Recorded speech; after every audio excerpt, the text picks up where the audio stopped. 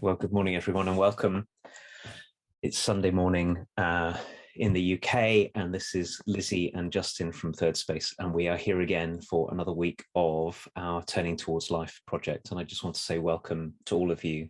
Some of you are with us live in our Facebook group, which is open to everyone to join. You can just search for Turning Towards Life, and some of you are listening on our podcast, which is on all the usual podcast platforms. And some of you are watching on YouTube or on Instagram or on our website, all the different places that you can find this long conversation. And this is the 205th week or something that we've done this. And if you're interested in listening to any of the previous weeks, they're all available online as well.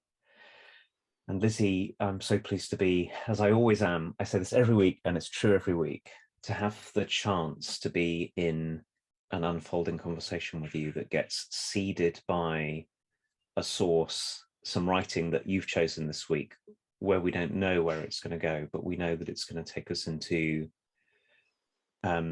deep and alive and truthful territory, and it's going to support us, you and I, and also hopefully many other people in this practice of turning towards our lives. What a gift that is to be doing again.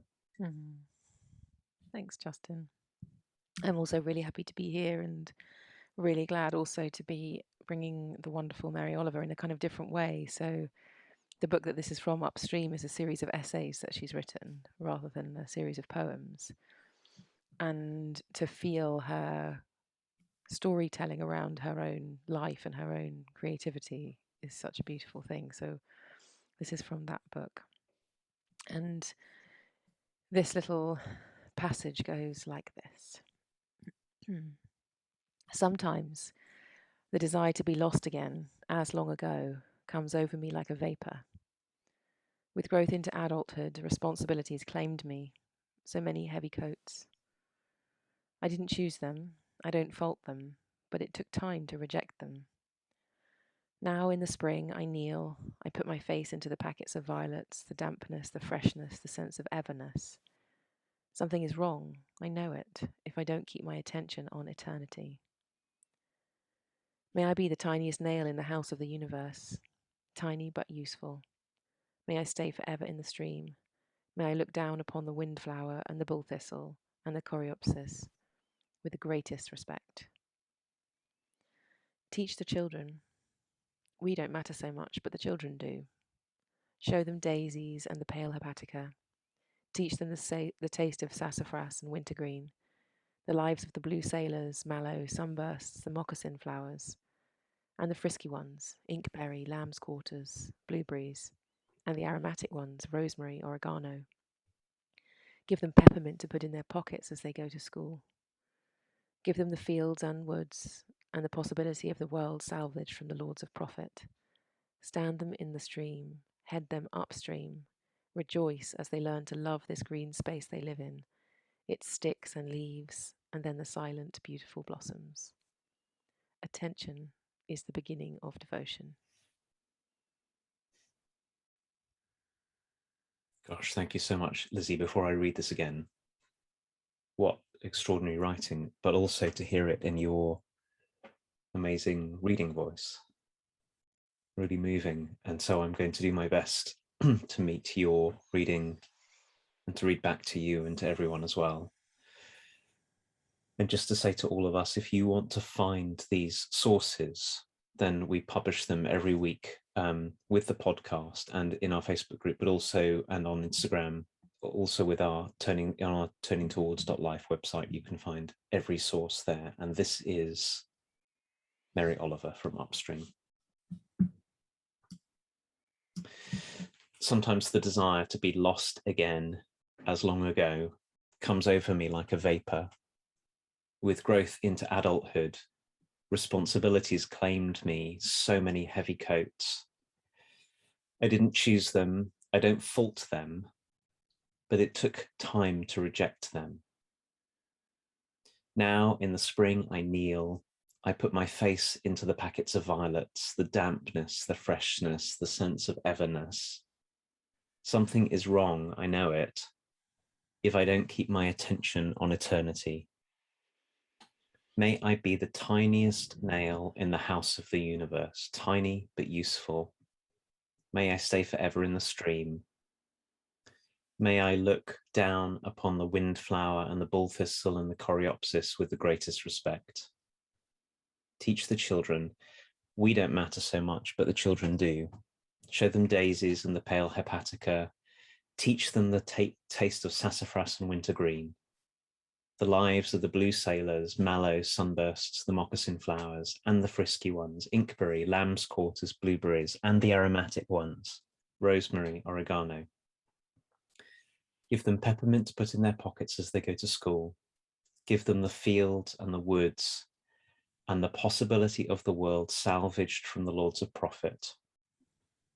Stand them in the stream, head them upstream, rejoice as they learn to love this green space they live in, its sticks and leaves, and then the silent, beautiful blossoms. Attention is the beginning of devotion.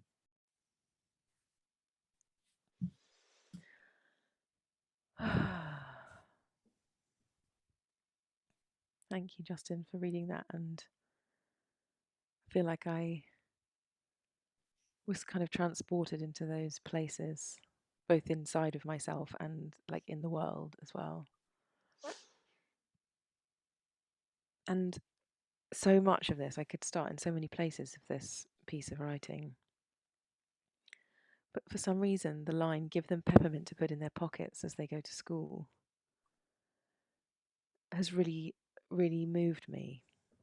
And somehow I think it speaks to this kind of magic that feels really necessary to reclaim. So lots of times when I was little, I would feel this kind of magical feeling, and as I grew up, it kind of disappeared. And I would get to the place that used to be magic and go, oh, it's not magic. Like somehow I had to let go of there being magic in the world, that there was the mystery kind of disappeared somehow. And so when Mary Oliver says teach the children, I know that she's talking about the actual children who are biologically aged in single figures. But I also feel like it's me too. Like this is what I need to give to myself. And in giving that to myself, I'm probably much more likely to be able to actually teach the children, because it will come from a place of my mystery, my relationship to mystery, rather than an imagined one or something. And so I feel really invited into and kind of called actually to the notion of reclaiming this magical mysteryness of nature and of the inkberry and the rosemary and smelling peppermint in my pocket. And that feels like what is probable if I pay attention to the first paragraph as well, of the heavy coats and taking the time to reject them in service of something that's calling me. So I feel very, very seen in the radical kind of sense of I could put this down which has been given to me, and I could take something up that's calling to me, and that would be fully and completely legitimate, however silly it looked to the kind of practical world. There's some kind of dignifying that I receive from Mary Oliver of the path that isn't the worldly path, but it is absolutely the worldly path. Like as in it is the natural world, the creative world, the bringing things into being, to enjoying and rejoicing in life and our lives, and being able to identify the heavy coats that we may not have chosen and being able to put them down. And it's not lost on me that this is kind of a continuation of what we were talking about last week, Justin, of, what is it to follow the call of something? to follow the call of a stream and where that might take you, or to follow the call of the wintergreen and the hepatica. What is that?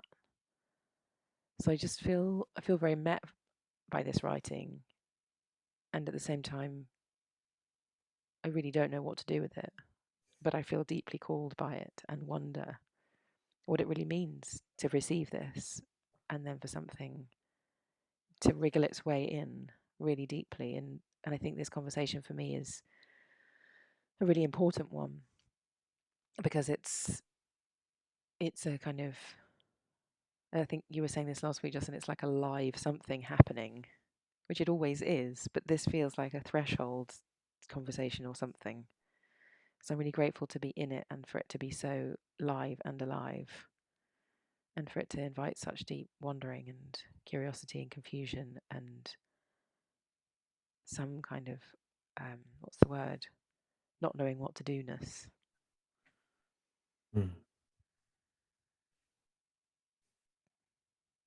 Where I find myself starting with it, Lizzie, and it's deepened by everything that you've just said, is actually with her last line. Attention is the beginning of devotion. It seemed to me when I first read this that one of the most powerful things that Mary Oliver was saying is that we have choice about where we place our attention, and that we are given many things by our culture to put our attention on, which get labeled, this is the place to look. And it's very often in the realm of all the things we have to do, and also our feeling, at least this is very often true for me, is I'll wake up in the morning with this feeling of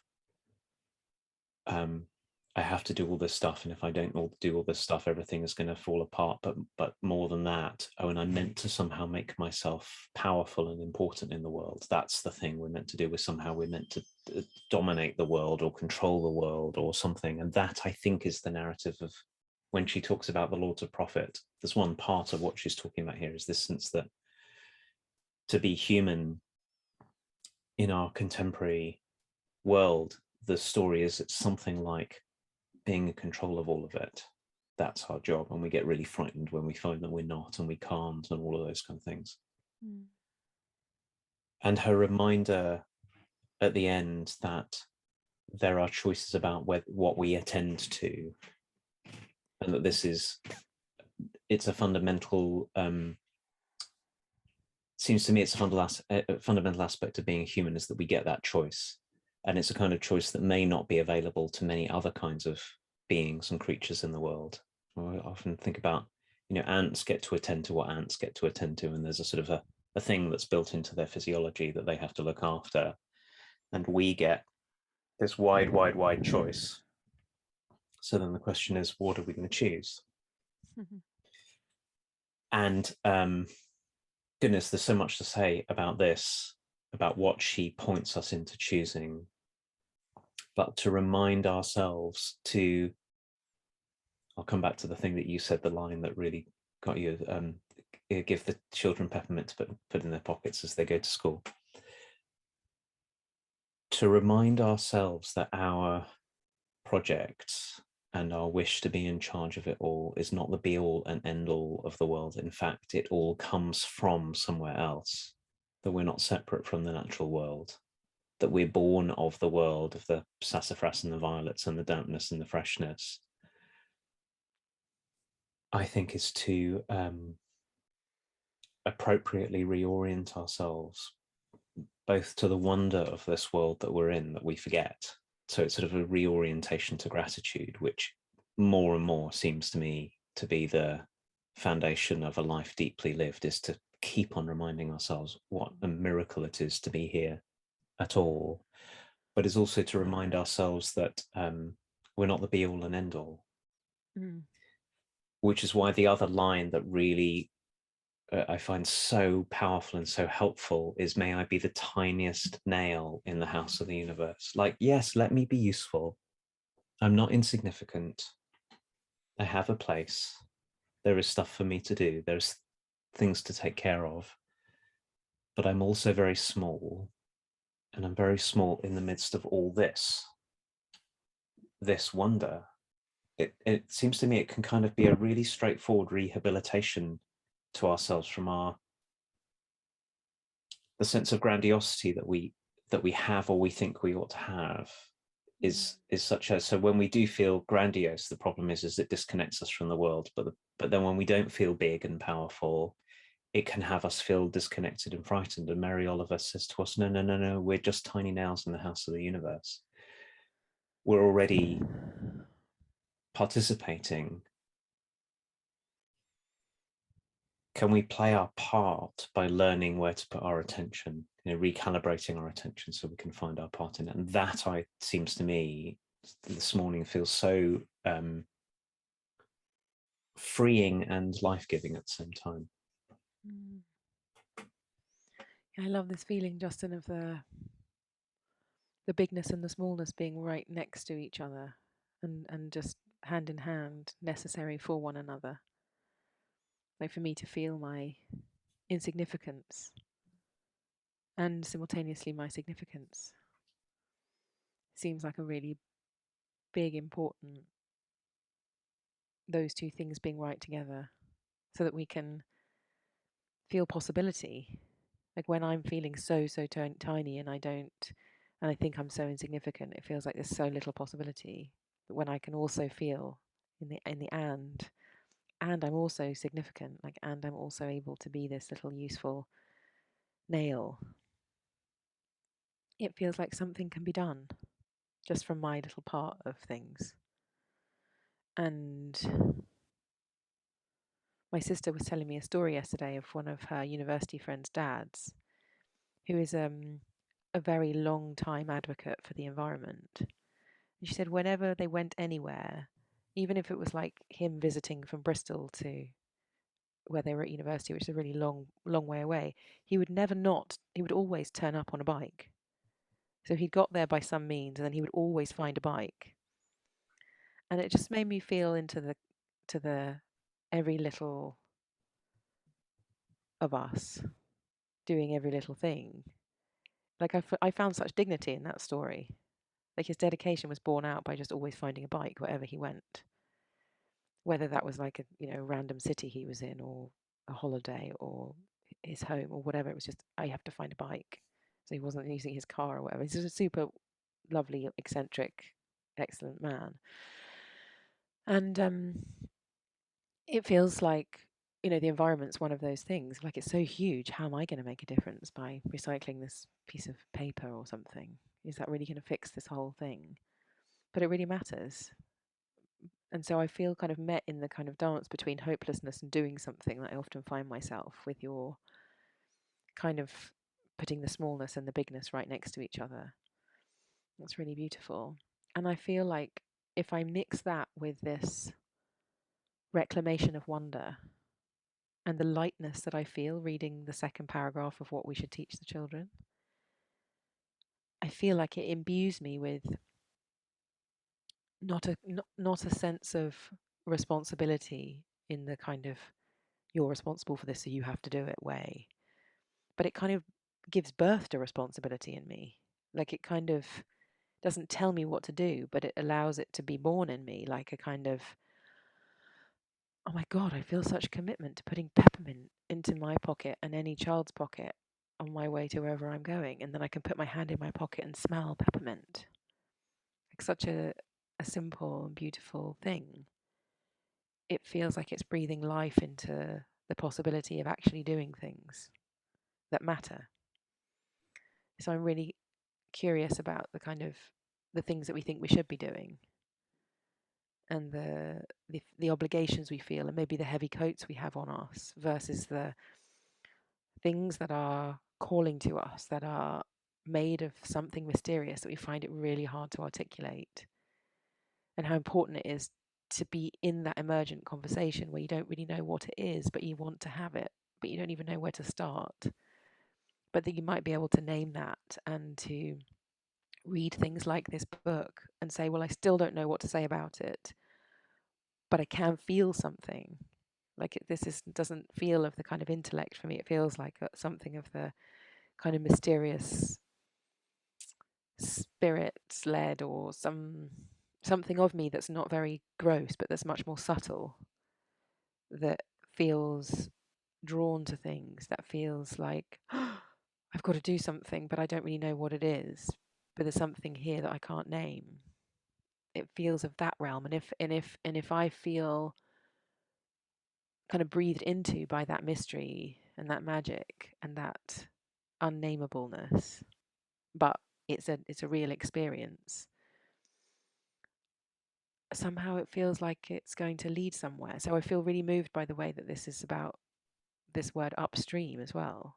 And as I was feeling into what it means to move upstream, it reminded me when I was younger, I did like a gorge walking thing. We began at the bottom, a part of a stream, and we just kept going up and up and up and up.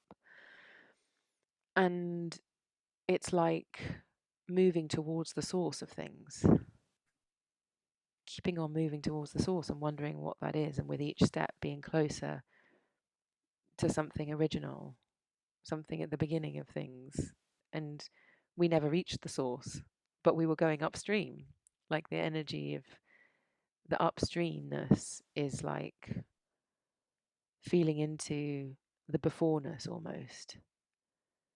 Like as I step up the stream, I can leave another one of my coats on the floor and I can just throw it off to the side and kind of carry on walking. And then when I get to the next bit, there's something about moving upstream and towards originalness, and throwing my coats off because I'm getting hot and sweaty on the way and interested in more things.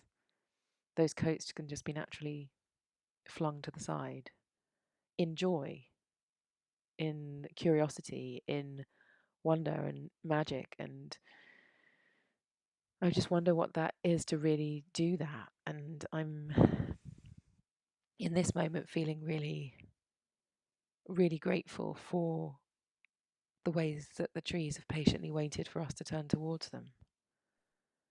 And the daisies are just hanging out, waiting to welcome us back into their wonder as we did when we were little. And the lavenders holding out for us to feel it and smell it as we go past. So just feel really supported in a kind of unknownness and an uncharted territoryness, which I feel is represented by this word upstream. No, Lizzie, when Mary Oliver says about adult responsibilities, where she says they claimed me so many heavy coats, I didn't choose them and I don't fault them, but it took time to reject them. That what you're saying about upstream and about the source of things reminds me that we can end up with our attention only on what's downstream and forget that there is an upstream at all. Yeah. So our attention is only on the jobs I've got to do today and the person I'm apparently meant to be and all the things I should be doing, and to forget that there is a source from which all of this comes, and the source is upstream. Yeah. So it's such a beautiful invitation you're making by reminding us that there's a path back upstream that can show us again where everything comes from and can reopen our eyes and our hearts and our breath to the wonder and the miracle of it all. Yeah. And I'm looking out past you out of the window to some beautiful trees behind you. And it's occurring to me that one of the things that we forget is that we're the same stuff as that. You know, our bodies are made entirely from the earth. And we're all the inheritors of a chain of ancestors who, if you go back far enough, it's really clear to see that we were cradled by this earth and brought into being by the conditions of the earth. We're not separate from any of it. And because of the way that we live and because of our extraordinary intellectual capacities, we can abstract ourselves away from things. We can imagine things and think things and design things and make things and all of that kind of stuff. It's really easy for us to forget that the violets, the dampness, the freshness, the stream itself is also what we are. I really feel that so strongly in hearing you speak and in reading Mary Oliver's words. That's why I think she says, put peppermint in the pockets of the children as they go to school. It's so that we might not forget ourselves, that even as we go about our ordinary day to day, we might not forget this. And then maybe also if we can live, if to any extent we can practice this kind of attentiveness that Mary Oliver's asking us to, if we can get outside and get our face into the grass or find a tree or look at the sky or whatever it is that reminds us that we are that we have a home here,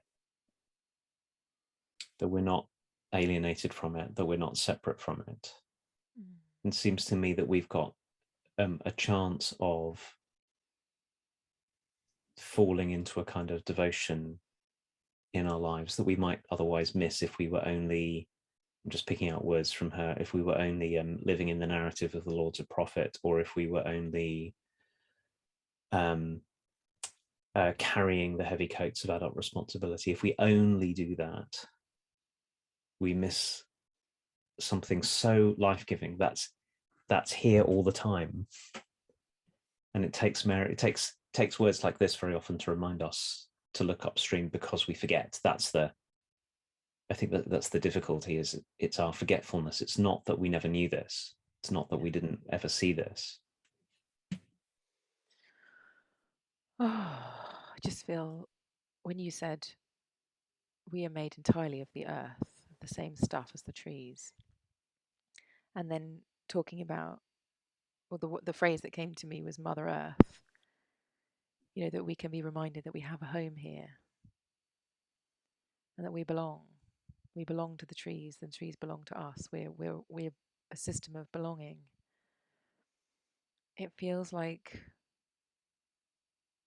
I've been really kind of feeling a bit of a hopelessness about the world recently. And when you said that, I could feel this. There's a place to turn. There's a place to turn, which is our origins, which is the earth and the streams and the trees. Not as a way of avoiding the worldliness or something, but as a way of reconnecting to the world itself, in which a lot of stuff is going wrong right now. But it's like our disconnection from this is probably in large part what's causing so much difficulty. And so turning upstream and to our own originalness and reconnecting ourselves back in again seems like a little something that this tiny nail can do, amongst lots of other things, but that feels really essential and really valid and important. And I don't know, I too feel just moved by the fact that these trees are here, and that in these bushes, I can see gorse bushes outside this window, and they are really there and available. I remember someone saying to me once that not only are we glad to see a tree, but the tree is glad to see us, because of the way that we are connected. And so I feel like I want to go out today and receive the trees and the flowers and the grass in whatever small ways I can, even if it's cracking through a piece of concrete on the pavement, a little flower. But also know that there's a possibility that that flower is pleased to see me too. Like I matter to the flower as much as the flower matters to me. So I feel invited into that and really held by it as a place of reconnection and hopefulness, and reinvigorating my sense of possibility about what I can be in the world as well. Seems to me there's a great big and in this. There's there's the lives we're already leading with whatever we're up to, and then there's and that we might attend to this. And I noticed whilst you were speaking, as you were talking about hope, that I can see this in my own life, that where I choose to look has a huge effect on my sense of being able to live hopefully, in the sense of being able to contribute, in the sense of being able to play my part. And if I get pulled into the world of the devices that are around me and imagine that I'm going to find my way home by scrolling through the news until there's some news that settles me, which is sort of sometimes the secret project that I have, or I'm going to read my emails or my social media feed and until I feel at home, and it never does the trick. It just keeps me that there are other places to look to be home. There are other places to pay attention to, and that there is a real choice in that. And that's one of Mary Oliver's many gifts, is to keep us, showing us almost like what's kind of fallen out of the line of our attention, because our attention keeps getting pulled this way, and she's saying, no, no, no, no, no, no, over here, over here, over here. So I'm sure that will change my day today and the days to come, to keep on being reminded to look upstream in the way that we're being invited to here. Thank you, Justin. I feel so supported by this conversation and led by it, like led into unfamiliar, beautiful territory, mysterious territory. It feels really significant and important. So thank you. And thank you to Mary Oliver for her gifts that she left on the earth with us, that will continue to keep on giving and giving and giving. I'm so grateful to her for not just keeping this to herself, that she put it down on paper and it's here with us. And I'm grateful to you, Justin, for always being open, always going, I wonder what this is. And that you do that both with things that are written and with beings too. I'm just suddenly feeling very appreciative of that quality in you that always goes, I'm going to open my eyes and my heart wider to see what this really is. It's really beautiful to be with. And just thank you for everyone joining us too and being in this with us. I think we say this most weeks now, but you can email us if you want to say anything to us. Say hello. Lizzie at turningtowards.life and Justin at turningtowards.life. If you would like to say hello, we love to hear from you. And all being well, we'll be back here again next Sunday for our next episode of this wonderful thing called Turning Towards Life. And in the meanwhile, thank you and goodbye. We'll see you next week. Bye, everyone.